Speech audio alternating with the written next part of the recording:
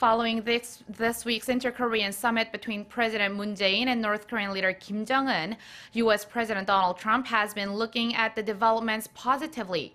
His top diplomat also said he hopes for a second U.S. North Korea summit, but stressed that the right conditions will have to be fostered first. Our Kim Min-ji has this report.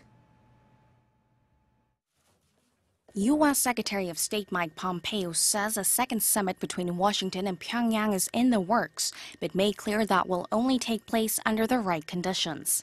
Speaking to Fox News, a top U.S. diplomat said there's still work that needs to be done to make sure the conditions are right, and that the two leaders are put in a position where substantial progress can be made.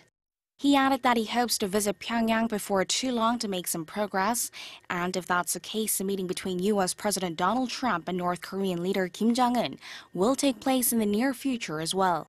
Following the summit between South and North Korea earlier this week, the U.S. has expressed its willingness to talk to Pyongyang. Since the historic summit between the U.S. and North Korea in June, talks on denuclearization have seemingly stalled, with Trump canceling Pompeo's most recent scheduled visit to the North, citing insufficient progress.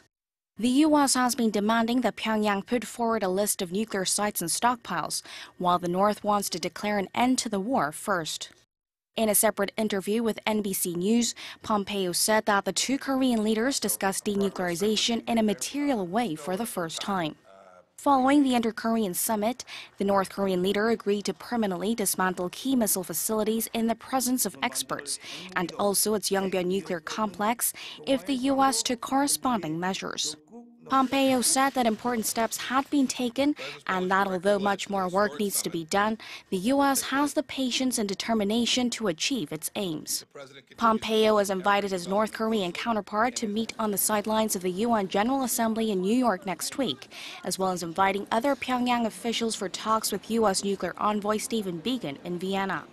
Although it appears that the talks are back on track, a tug-of-war is likely as now they work around what those right conditions entail and what Pyongyang means by corresponding actions. Kim Min-ji, Arirang News.